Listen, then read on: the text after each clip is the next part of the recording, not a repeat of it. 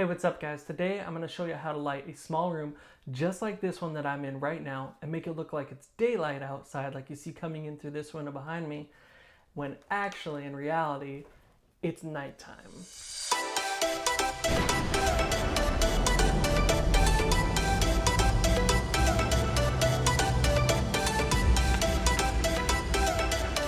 Alright guys, so let's get to it.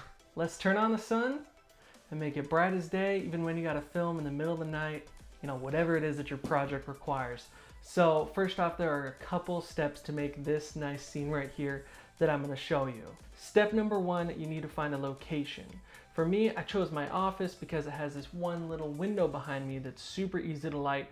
Now, if you chose something like a room with the huge, beautiful bay windows, or you know, floor to ceiling windows, that's going to be much more difficult to light, especially if you're a beginner to lighting and you don't have a lot of equipment and everything like that. So first of all, choose a location that probably has maybe 1 or 2 windows max, and something easy to light like a bedroom or an office or something like this. Step number 2, you have to decide whether or not you want the window to actually appear in the frame in your video or not. The reason that you need to know whether or not the window is going to be in the scene or not in the scene is because it is going to affect the way that you decide to light the scene. In this little office scene here, I wanted, you know, a big bright window behind me, and not just to imply that there's a window off to the side of me or something like that. That's why I chose to have it behind me. But I've done some rigging that makes it look like the whole window is illuminated and you can't actually see the light behind me. That's why you're like, hey, I don't see like a big light bulb out there, or like a, you know, a square or circle light or something like that. It's because of the way that I have it rigged up. And I'm going to show you guys how I did that. All right, so you've decided what room you want to shoot in. And in this instance, we've decided that we want the window to be in the frame. So step 3 is actually setting up the light and rigging everything so that it gives you this nice soft effect. I'm gonna take you guys actually outside and show you what I did and how I set all this up. All right, let's go. I'm gonna show you what I've done here. We're gonna actually go outside. As you can tell, it's dark. I'm gonna show you what's going on here. So here's my light that I've got set up, and this bad boy is called the ETC Source 4. And it's actually a light that they use predominantly in stage lighting, but you'll also see it appear in Hollywood sets and commercials and things like that. And I'll make a whole video on these another time. You can see I've got the light way up on a C-stand, up in the air, and I have it pointed right at my window. I had to shoot it through some diffusion, so I have just one of those 5-in-1, you know, diffusion sets that I'm shooting through. And it gives a really nice soft light inside. I'm going to show you why I did that instead of just shooting the light directly into the room. So let's head back inside. So we're back inside, and you can see that we've obviously taken down the diffusion, and the effect is totally gone. It doesn't look like it's daytime anymore. You can see kind of the black, the darkness all around, and you can see the light source, which is not good. It looks totally unnatural.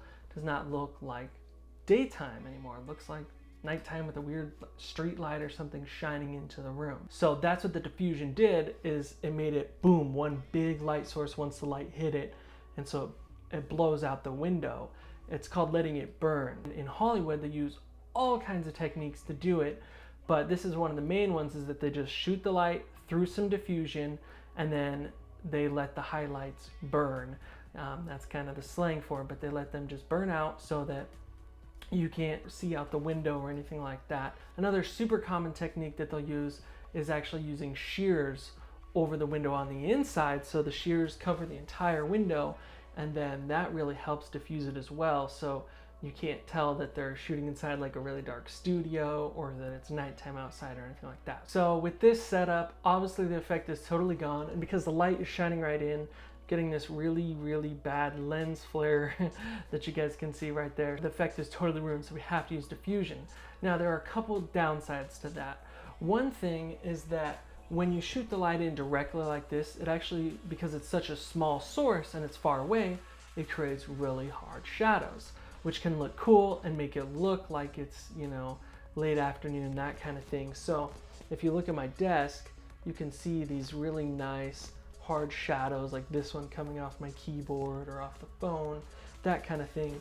And if I close the shades a little bit, you'll see the cool lines and everything like that on the table.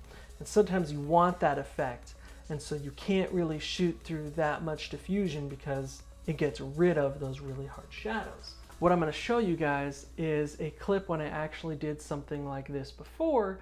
I shot the same, ETC source 4 light through a window, and I actually used a shower curtain over the window instead outside to diffuse the light, and it's much more translucent, lets in more light, so it created those hard shadows more, but it still let that back window burn out. So I'm going to show you guys that clip right now so you can see what I'm talking about. I could buy a lot of stiletto heels for that much, Window Eddie. But my question is, can those stiletto heels protect you from the sun? Okay, so I know that clip's a little funny, but you can see on the girl that behind her the window's all nicely blown out, and that's going through the shower curtain. And then when the scene switches over to the guy, you can see the nice hard Venetian, shadows and lines across his face and on the back wall behind him, and the piano, hitting the wall and everything like that. So that's the difference between using different types of diffusion to shoot through as well. Tonight we're shooting through like a much thicker diffusion. It's the 5-in-1, so it's making a really nice soft light, gets rid of all those hard shadows. But if you choose something more translucent, just like a lightly frosted shower curtain, it's still going to give you those nice hard shadows. So it depends on the effect that you want to go to. All right, boom. It's daytime again.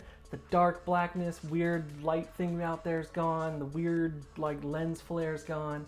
I can light this scene with just one light and it creates a really nice effect. But in this instance, I'm actually using 2 lights. One of the other lights is right here bouncing off the ceiling, just to add a nice fill to the room. You can actually light this scene with just one light. If that's all you have is one light, you can do that too.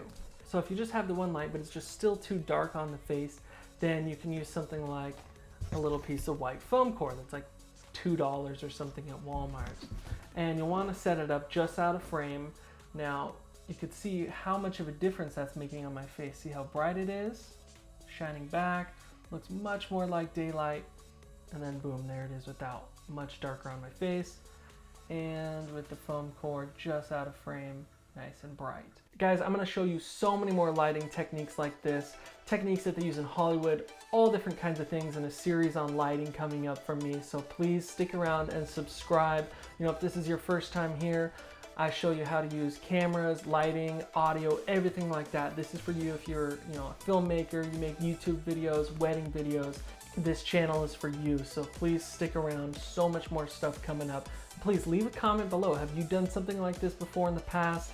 What questions do you have about the equipment that I used, or what things do you think that I could have done better, or anything like that? So please leave a comment, and I'll see you guys in the next video.